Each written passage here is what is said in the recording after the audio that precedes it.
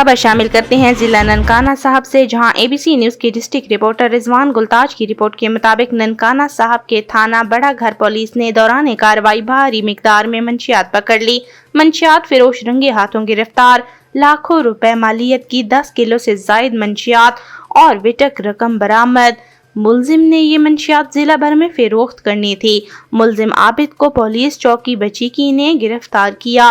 مقدمہ درج، مزید کارروائی جاری۔ DPO سعد عزیز کی SHO فیروز بھٹی، انچارج چوکی بچیکی عاشق علی حیدر اور ہمراہی ٹیم کو شاباش۔ DPO سعد عزیز کا کہنا تھا کہ نوجوان نسل کی رگوں میں نشے کا زہر گھولنے والے معاشرتی ناصور ہیں۔ ننکانہ ضلع کو منشیات سے محفوظ بنانا اولین ترجیح ہے۔